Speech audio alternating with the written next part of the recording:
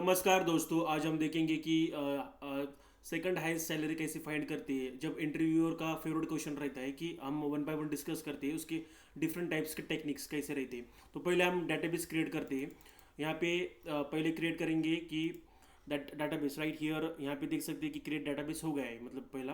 तो उसके बाद फिर हम यहाँ पे यूज़ करते हैं उसका उस डेटाबेस को।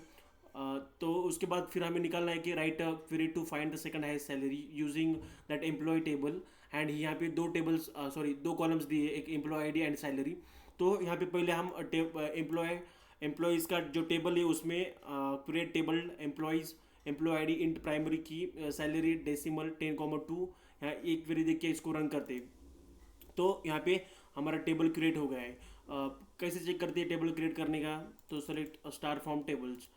तो यहाँ पे देख सकते हैं, यहाँ पे इसके टेबल्स अभी शो मतलब कॉलम शो कर रहे हैं। तो अभी यहाँ पे मैं रिकॉर्ड इंसर्ट करता हूँ।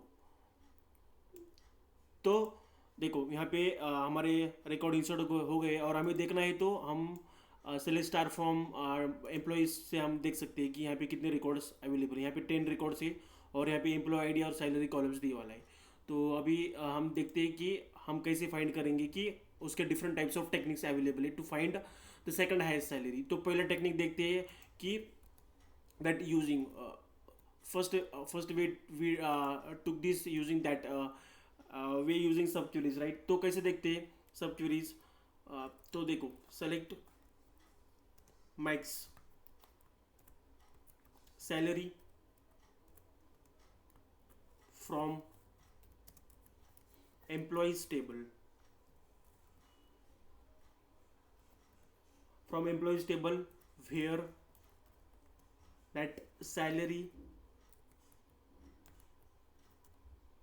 is less than,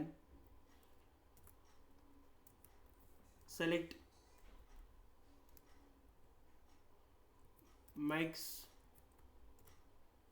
salary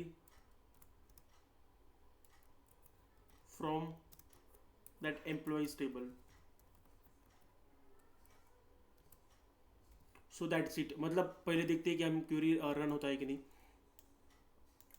तो देखो यहाँ पे हमारे जो है 86,000 जो है हमारे सेकंड हाई सैलरी है। और जब हम देखते हैं यहाँ पे सेलेक्ट स्टार फ्रॉम एम्प्लॉयज़, है ना। तो देखो अभी मैं एक क्वेरी रन करके देखता हूँ। तो यहाँ पे देखो कि सेकंड हाईएस्ट सैलरी मतलब सबसे हाई सैलरी 90,000 है यहाँ पे।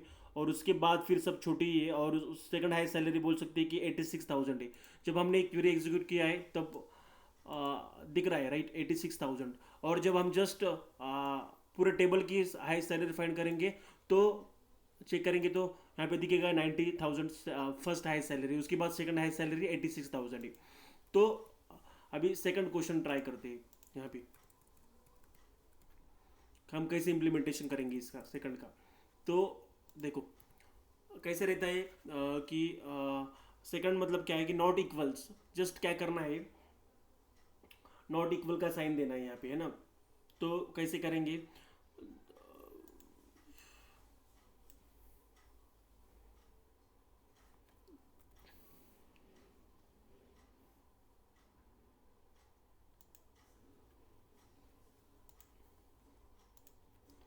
तो देखो ऑलरेडी यहाँ पे नॉट इन मतलब कैसे कि नॉट इन मतलब ये देखो ये जो हमारी क्वेरी है इसको हम नॉट इन से ही बोलेंगे। तो अभी जस्ट इसको रन करते हैं कि सेकंड सैलरी इस पे आएगी। जस्ट क्या करना है, replace with less than is equal to not in. तो यहाँ पे नॉट इन भी लिख सकते हैं हम। सो मैं उसका अभी तरीका दिखा दूंगा कि नॉट इन में से कैसे इस क्वेरी को फायर करते हैं। तो as it is copy paste करना है ना उसको। और जस्ट यहाँ पे salary not in, just salary not in. अभी क्वेरी जब एग्जीक्यूट करेंगे हम तो यहाँ पे सेकंड हाई सैलरी आ गया है। तो अभी नेक्स्ट स्टेप देखते हैं कि using that ways using limit with offset. So third technique कैसे रहेंगी इसकी? तो थर्ड टेक्निक के लिए हम क्या करेंगे, यहाँ पे सेलेक्ट सैलरी पहले सेलेक्ट करेंगे। क्या निकालना है? Salary from employees table, from employees table order by salary TSC descending order में, और यहाँ पे लिमिट यूज़ करेंगे, limit 1 comma, limit of set use करेंगे यहाँ पे। जब हम क्वेरी को एग्जीक्यूट करते हैं तब जाके यहाँ पे रन हो जाएगा, सेकंड हाई सैलरी आ गई। सपोज और मेरे को थर्ड हाई सैलरी निकालना है, तो जस्ट यहाँ पे रिप्लेस करके हम इजीली थर्ड हाई सैलरी निकाल सकते हैं यहाँ से, है ना। सो अभी हमारी रिक्वायरमेंट है जस्ट सेकंड हाई सैलरी। तो moving to the next, that is distinct with, right. So यहाँ पे भी हम देखेंगे कि कैसे फाइंड करेंगे। तो ऑल एज इट इज आएगा, just limit comma 1 comma, offset replace with just comma here, so it's will be same for that only. तो देखो यहाँ पे भी कैसा आएगा, लिमिट 1 कॉमा 1, यहाँ पे भी सेम क्यूरी आएगा। हमें एग्जीक्यूट करके देखते हैं, है ना। तो हमें भी 86,000 सेकंड हाई सैलरी दिख रही है। तो अभी मेरे को थर्ड निकालना है, तो 2 कॉमा 1 यहाँ पे करेंगे, तो यहाँ पे थर्ड आ गया है। तो that's it. And next is for finding this different way, like for duplicate salaries use rank or dense rank here. Suppose in our table some salary having duplicate records, so that time we use rank or dense rank, or just or having some just unique salaries, so that time we use row number. So हम पहले देखते हैं कि rank से कैसे find करते हैं। तो देखो यहाँ पे क्या रहेगा, सेलेक्ट स्टार, राइट। तो उसके बाद फिर from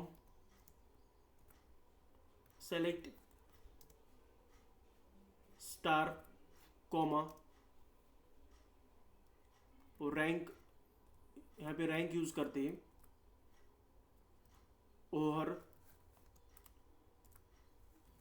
order by salary DESC as RN के कर देते हैं यहाँ पे, है ना। तो उसके बाद फिर हम जब फ्रॉम करते हैं एम्प्लॉयज, यहाँ पे इसको रैंक दे देते हैं। तो यहाँ पे हम करेंगे कि फ्रैंक कर देते हैं RN के। उसके बाद फिर आएगा हमारा वेयर RN के इज इक्वल टू 2, यहाँ पे RN के इज इक्वल टू 2 रहेगा, राइट। सो अभी में हम ट्राई करते हैं कि इसको रन करने का एज इट इज। तो मैंने यहाँ पे स्टार क्यों लिया है, क्योंकि मेरे को तीनों भी नंबर के कॉलम आउटपुट में चाहिए थी, इसलिए स्टार लिखा है। तो अभी हम as it is dense rank को जस्ट रिप्लेस करेंगे विथ रैंक। देखो यहाँ पे मेरे को ना रिप्लेस करना है, तो जस्ट हम रिप्लेस करेंगे यहाँ पे। तो देखो क्या होगा कि यहाँ पे मेरे को डेंस रैंक लिखना पड़ेगा, just replace with rank with dense rank, that's